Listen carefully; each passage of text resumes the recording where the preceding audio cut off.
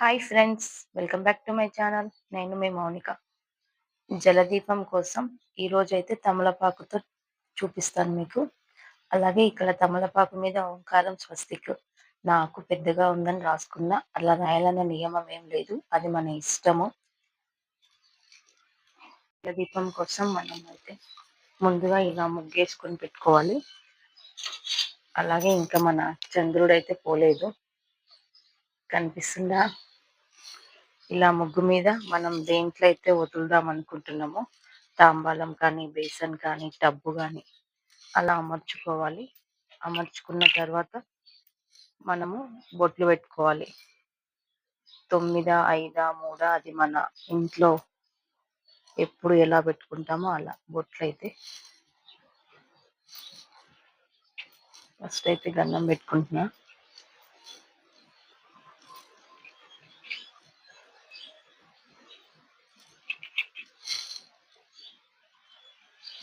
ఇలా బొట్టు పెట్టుకొని తాంబాలం అయితే సిద్ధమైపోయింది. కొంచెం పసుపు, కొంచెం కుంకుమ, అలాగే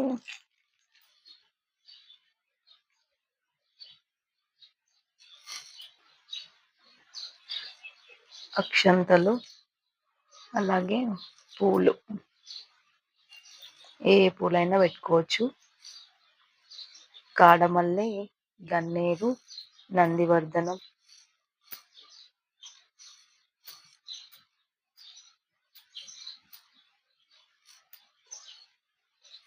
ఇంకా మేము వచ్చేసి ఇంట్లో 10 మెంబర్స్.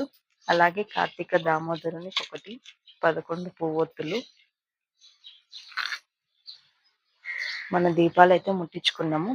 ఇప్పుడు ఈ ఆకుని మనం జలదీపంలో వదులుకోవడమే. ఓం నమః శివాయ. చూడండి, తమలపాకులోకి కూడా కొంచెం లైట్గా వాటర్ వస్తున్నాయి.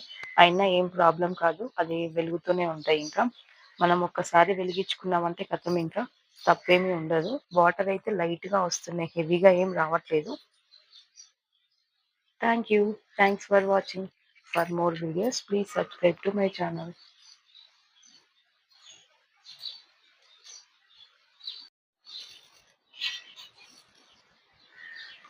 ఓం కార్తీక దామోదరాయ నమః.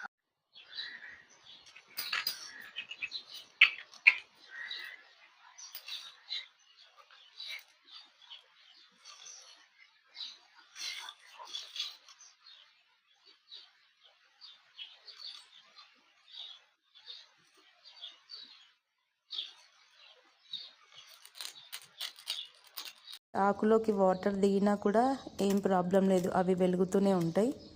వాటర్ వచ్చినాయని భయపడాల్సింది ఏం లేదు. Hi friends, welcome back to my channel. నేను మీ మౌనిక. ఈరోజైతే కార్తీక మాసం మంగళవారం, చివరి మంగళవారము. నా పూజ అయితే కంప్లీట్ అయిపోయింది. ఈరోజు మా పూలు వచ్చేసి నందివర్ధనం మొగ్గ, గులాబ్, ఇది మందారం మొగ్గ. ఒక హాఫ్ అన్ అవర్ అయితే వికసిస్తాయి. గన్నేరు, కాడమల్లె.